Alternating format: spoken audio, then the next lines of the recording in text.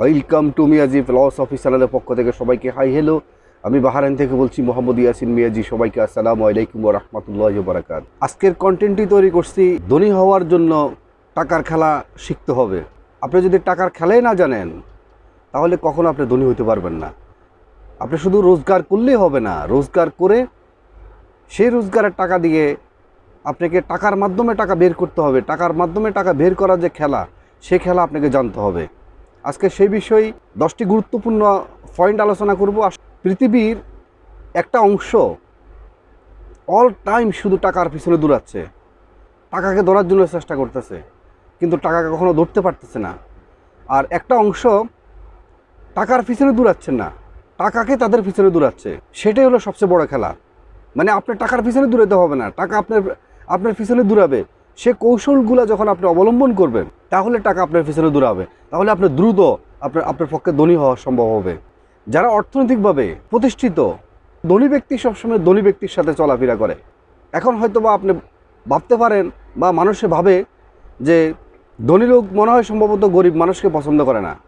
বিষয়টা এরকম নয়। কারণ হলো আপনাকে যদি জুয়া খেলতে হয় তাহলে আপনার জুয়াটির সাথে বন্ধুত্ব করতে হবে এবং জুয়াটির সাথে চলতে হবে আপনাকে। আর যদি আপনাকে সবসময় মদ গাঁজা খেতে হয় তাহলে আপনাকে বন্ধুত্ব করতে হবে সে সমস্ত মদ গাঁজা খাওয়া লোকদের সাথে বন্ধুত্ব করতে হবে।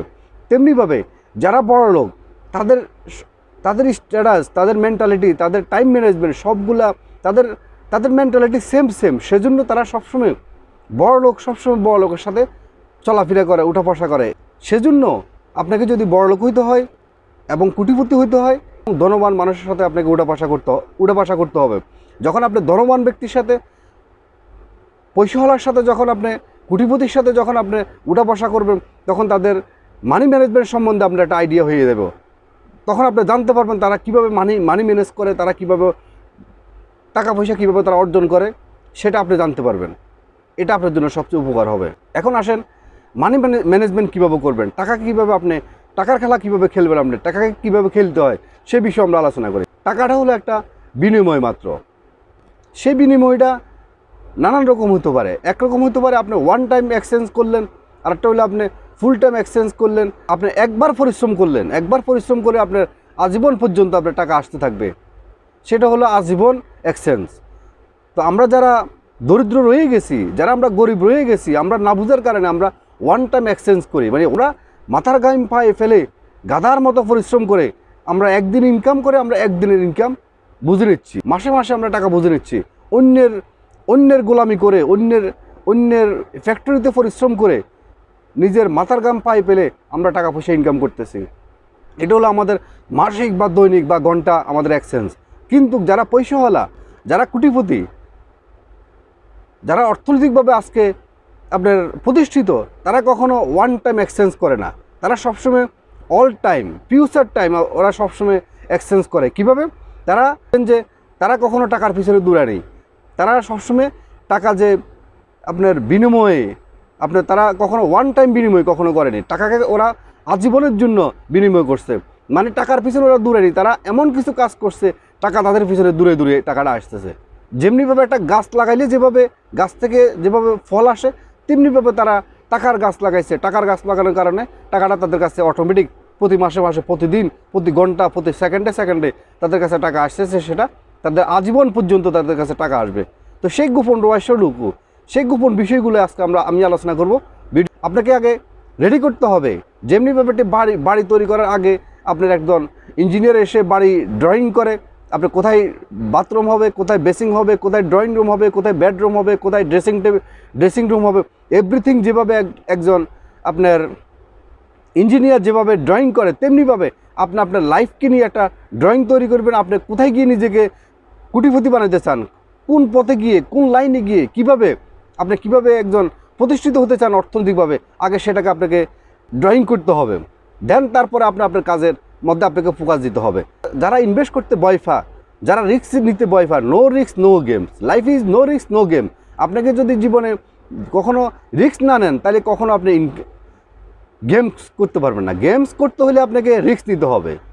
আপনি রিস্ক নিয়ে জুয়া খেলবেন সেটা আমি আপনাকে বলিনি। রিস্ক নিয়ে আপনার মেধা খাটিয়ে, বাস্তবের সাথে মিলিয়ে আপনার অর্থনৈতিক অবস্থা অনুযায়ী বুদ্ধিমত্তার পরিচয় দিয়ে আপনাকে টাকা পয়সা ইনভেস্ট করতে হবে। আর টাকা পয়সা যদি আপনি ব্যাংকে রেখে দেন তাহলে আপনি কখনো আপনি বড়লোক হতে পারবেন না। টাকা পয়সা ব্যাংকে রাখলে কোনো ফায়দা নেই, কোনো লাভ নেই।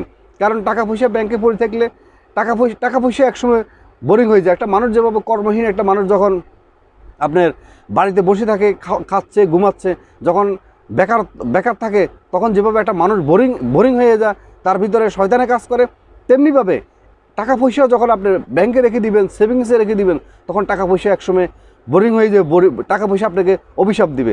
টাকার কাজ হলো যে টাকার মাধ্যমে টাকা আপনাকে আনতে হবে।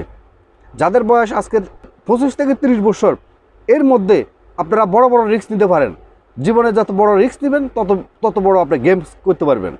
আর যারা 60 বছর 70 বছর বয়সে, তারা কখনো 25 থেকে 30 বছর বয়সের লোকদের মতো কখনো তারা রিস্ক নিতে পারবে না। সুতরাং আপনার এই বয়সে আপনি যদি আমার ভিডিওটি দেখে থাকেন, আপনি 25 থেকে 30-35 বছরের ভিতরে, তাহলে আমি বলবো আপনি দেন কালকে থেকে আপনি কখনো ব্যাংকে টাকা রাখবেন না। ব্যাংকে টাকা না রাখে আপনি এটাকে উপযুক্ত জায়গায় আপনি ইনভেস্ট করেন। আর ইনভেস্ট কখনো এক জায়গায় করবেন না। এক জায়গায় ইনভেস্ট করলে সেখানে যদি আপনার ক্ষতিগ্রস্ত হন, কখনো অর্থনৈতিকভাবে আপনি সেখানে যদি কোনো লস হয়, তাহলে আপনি আবার দাঁড়াতে পারবেন না। সুতরাং আপনি কয়েক জায়গায় ইনভেস্ট করবেন, ছোটো ছোটো কয়েকটা জায়গায় ইনভেস্ট করবেন।